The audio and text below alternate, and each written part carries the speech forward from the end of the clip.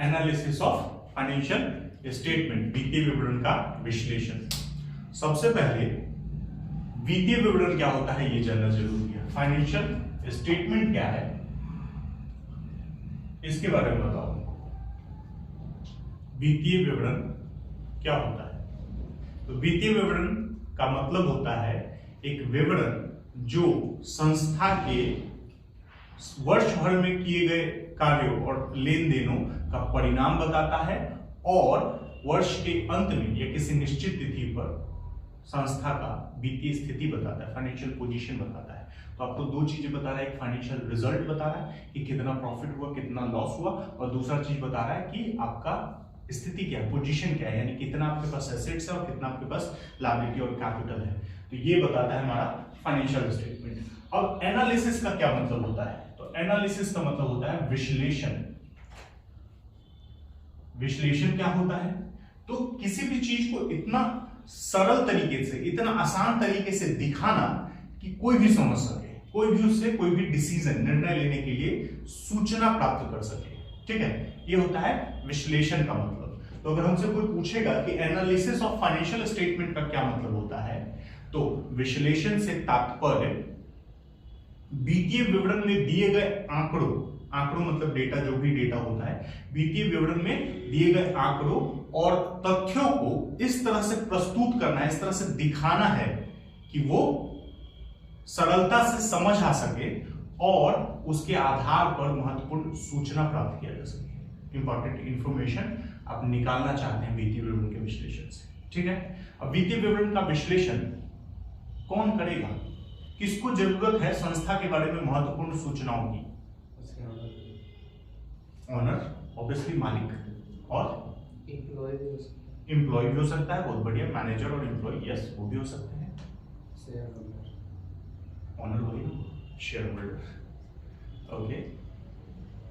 और हमको कर्ज देने वाला भी हो सकता है, वो भी जानना चाहेगा कि बिजनेस का स्थिति क्या है, ताकि कर्जा देना डूब तो नहीं जाएगा, है कि नहीं। उसके बाद सरकार को भी जानकारी चाहिए, है ना।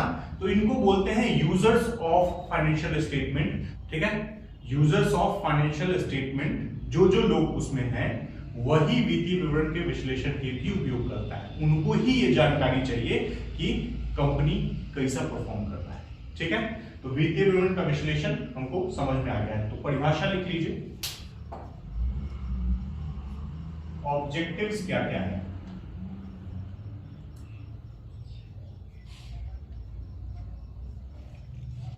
वित्तीय विवरण के विश्लेषण के क्या उद्देश्य है? क्या लगता है क्यों करते हैं हम वित्तीय विवरण के विश्लेषण? पहला हम आपको बताएं कि हमको परिणाम बताता है, प्रॉफिटेबिलिटी के बारे में बताता है, लाभप्रदता के बारे में बताता है। क्या होता है प्रॉफिटेबिलिटी? मतलब क्या है कि कंपनी कितना लाभ कमाने में सक्षम है, इसके बारे में बताता है हमको वित्तीय विवरण के विश्लेषण। एनालिसिस जो हम करते हैं उससे हमको पता चलता है कि कंपनी की प्रॉफिटेबिलिटी क्या है। ठीक है, कंपनी कितना लाभ कमाने में सक्षम है। दूसरा, संस्था की वित्तीय स्थिति की जानकारी, है ना। तो वित्तीय स्थिति मतलब हमारा संपत्ति कितना है, हमारा दायित्व कितना है, अगर उनको कंपेयर करके देखें तो उससे क्या क्या सूचनाएं निकलती हैं, तो वो हमको वित्तीय स्थिति की जानकारी बताता है। ठीक है, जैसे अगर आपको पता होगा रेशियो के चैप्टर में करंट रेशियो दिया हुआ है। ठीक है, करंट रेशियो क्या बताता है हमको? करंट एसेट्स और करंट लायबिलिटी दोनों के बीच का संबंध बताता है, रिलेशन बताता है ना। तो इसी तरह बहुत सारे ऐसे रेशियो हैं, बहुत सारे ऐसे टेक्निक्स हैं, टूल्स हैं जो हमको एसेट्स के रिलेशंस, लायबिलिटी के रिलेशंस के बारे में बताता है। ठीक है, तो हमको वित्तीय स्थिति की जानकारी भी प्रदान करता है।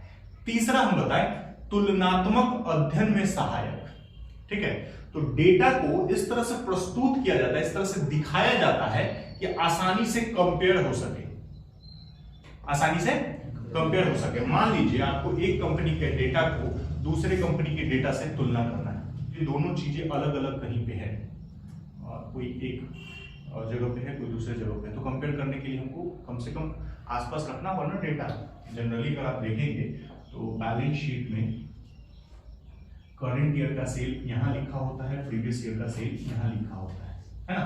ये इसलिए लिखा जाता है ताकि आसानी से कंपेयर किया जा सके, तुलना किया जा सके, ठीक ना, कि हमको पिछले साल का सेल भी पता चल जाए, करंट ईयर का, उससे तुलना करके हम देख लेंगे कितना बढ़ा है या घटा है, ठीक है। ये तुलनात्मक अध्ययन में इस तरह से सहायता करता है, ठीक है। तो दूसरे कंपनी से तुलना करना हो तो भी सहायता करता है, अपने ही 2 सालों के डेटा है, 2 सालों के आंकड़े हैं, उनको कंपेयर करना है उसमें भी सहायता करता है, या अपने ही किसी एक ही साल के अलग अलग आंकड़ों की तुलना करना है उसमें भी सहायता करता है। जैसे आपको कहेगा कि आपका जो क्रय है, क्रय का जो खर्चा है, परचेज का जो कॉस्ट है, वो आपके सेल से कितना कम है, कितना ज्यादा है, तो ये तुलना हो गया, है ना। तो इस तरह से आप तुलना करते हैं, तुलनात्मक अध्ययन में सहायक। चौथा है महत्वपूर्ण सूचनाएं प्रदान करना या प्राप्त करना, आप कह सकते हैं। तो महत्वपूर्ण सूचनाएं, कैसी सूचनाएं, ठीक है। तो अलग अलग टूल्स हैं एनालिसिस के जो हम यूज करेंगे, जिसमें हमको अलग अलग बातें पता चलती है। जैसे कंपैरेटिव स्टेटमेंट है, कंपैरेटिव स्टेटमेंट में आपको बताता है कि पिछले साल की तुलना में कितना बढ़ा है या घटा है कोई भी खर्चा या इनकम, पिछले साल की तुलना। एक कॉमन साइज स्टेटमेंट है, कॉमन साइज स्टेटमेंट में हमको बताता है कि करंट ईयर में किसी एक डेटा की तुलना में दूसरा डेटा कितना है। जैसे सेल की तुलना में खर्चा कितना है, सेल की तुलना में प्रॉफिट कितना है। ग्रॉस प्रॉफिट रेशियो आप लोग पढ़ेंगे, ग्रॉस प्रॉफिट कैसे निकाला जाता है पढ़ेंगे, सेल गुने रेट बाई 100, है ना। तो ये ग्रॉस प्रॉफिट का कंपैरिजन करके बताता है कि ग्रॉस प्रॉफिट कितना प्रतिशत है सेल का, है ना।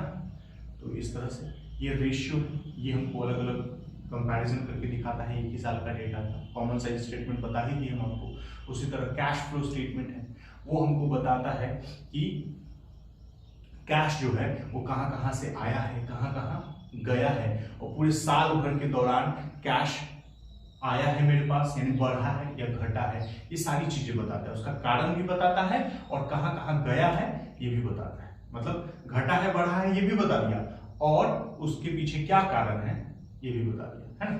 तो कैश फ्लो शुरू में हम डेफिनेशन में आपको बताए थे कि अगर जो हमारे वित्तीय विवरण के आंकड़े हैं हम उसको इस तरह से प्रस्तुत करते हैं, इस तरह से वर्गीकृत करते हैं, क्लासिफिकेशन, तो वही चीज है कि क्लासिफाई हम इस तरह से करते हैं ना कि महत्वपूर्ण सूचनाएं प्राप्त की जा सके। अब क्लासिफिकेशन क्या हुआ, तो मतलब क्या होगा, कैश फ्लो स्टेटमेंट में कैश फ्लो को 3 वर्गों में बांटा गया है। एक cash flow from operating activities होता है, एक फाइनेंसिंग एक्टिविटीज होता है, एक इन्वेस्टिंग एक्टिविटीज है। जब वो चैप्टर आएगा तो आपको बेहतर समझ में आएगा, लेकिन ऐसे क्लासिफाई कर दिया गया है ताकि पता चल सके कहां कहां से पैसा आया है, कहां कहां गया है, ठीक है। तो किसी निश्चित आधार पर हम वर्गीकृत कर देते हैं, ये हो गया। उसके बाद है लास्ट वन, निर्णय लेने में सहायता। तो निर्णय लेने में सहायता का मतलब वही हुआ कि कोई भी निर्णय आप लेते हैं, कोई भी डिसीजन लेते हैं, तो उसके पीछे कोई ना कोई सूचना होगी। सिंपल सा है, ये हम पहले भी आपको बता चुके हैं बिजनेस स्टडीज के चैप्टर में। तो उसमें बात है कि जैसे आपको कहीं पे भी सिंपल एक डिसीजन की बात करते हैं, कहीं पे भी जाना होता है, उसके मान लीजिए 2-3 रास्ते हैं, तो उसमें से किसी एक रास्ता का चुनाव करते हैं। उस एक रास्ते का चुनाव के पीछे कोई ना कोई कारण होता है, जैसे रास्ता बढ़िया है, सीधा है, शॉर्टकट है ना, कम समय लगता है। तो ये सब सूचनाएं हैं जो आपको पीछे के अनुभव या पीछे के चीजों से पता चली है, और आप उस सूचनाओं का उपयोग करके वर्तमान में डिसीजन ले रहे हैं, है ना, निर्णय ले रहे हैं। तो यही चीज होता है कंपनी में भी। कंपनी में भी पास्ट के एक्शंस के आधार पे आप कुछ सूचनाएं एकत्रित करते हैं और उन सूचनाओं के आधार पे आप निर्णय लेते हैं, ठीक है। तो ये है आपके वित्तीय विवरण के उद्देश्य। तो अब अगला टॉपिक है वित्तीय विवरण के विश्लेषण के प्रकार।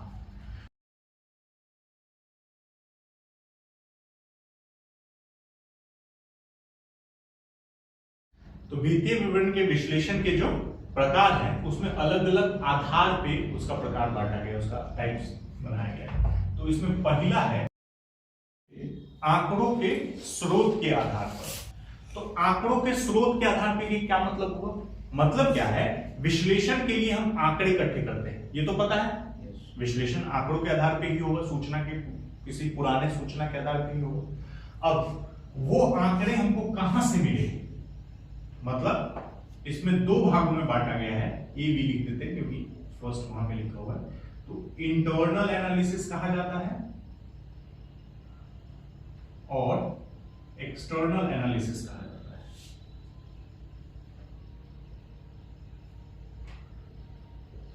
क्या मतलब हो गया इसका? तो इंटरनल एनालिसिस का मतलब है कि वो लोग जो कंपनी के अंदर मौजूद हैं या जिनकी पहुंच कंपनी के अंदर सभी तरह के सूचनाओं पे है, सभी तरह के आंकड़ों पे है, ठीक है। तो कंपनी के अंदर मौजूद है, कंपनी के अंदर के सूचना पर उनकी पहुंच है, सूचना तक उनकी पहुंच है। तो कंपनी के अंदर जो सूचना है, बहुत सारी ऐसी चीजें होती हैं जो सिर्फ कंपनी वालों को मालूम होता है, बाहर वाले लोगों को मालूम नहीं होता है। तो कंपनी के अंदर के लोग जब उस सूचनाओं के आधार पर विश्लेषण करते हैं तो उसको आंतरिक विश्लेषण कहते हैं, ठीक है। अब बहुत सारे ऐसे लोग हैं, जैसे अखबार है, न्यूज चैनल है ना, तो कुछ बाहरी लोग भी कंपनी के आंकड़ों का विश्लेषण करते हैं, ठीक। जैसे किसी को शेयर खरीदना है, किसी को कंपनी में पैसा लगाना है, तो वो क्या करेगा? तो कंपनी जो जो डेटा पब्लिश किए हुए हैं मार्केट में, कंपनी का जो डेटा बाहर मौजूद है उसके आधार पर विश्लेषण करेगा, है ना, और तब कंपनी में पैसा लगाएगा ऑब्वियसली। तो इसको कहते हैं बाहरी विश्लेषण। मतलब क्या हो गया कि आप कंपनी के बाहर, कंपनी ने जो डेटा पब्लिश किया हुआ है, जो प्रकाशित किया हुआ है, उसके आधार पर एनालिसिस कर रहे हैं, तो इसको कहते हैं बाहरी विश्लेषण। और जो कंपनी के अंदर के सूचनाओं के आधार पर विश्लेषण होता है उसको कहते हैं आंतरिक विश्लेषण। अब आप हमको ये बताइए कि आंतरिक विश्लेषण ज्यादा भरोसेमंद होगा, विश्वसनीय होगा कि बाहरी विश्लेषण? आंतरिक विश्लेषण, ऑब्वियसली, क्योंकि वो कंपनी के अंदर जो मौजूद डेटा है उसके आधार पर कर रहा है, तो उसमें मैनिपुलेशन टाइप का कोई चीज नहीं होगा, तो इसीलिए ये ज्यादा भरोसेमंद है। तो लिख लीजिए इंटरनल एनालिसिस। दूसरा है प्रक्रिया के आधार पर।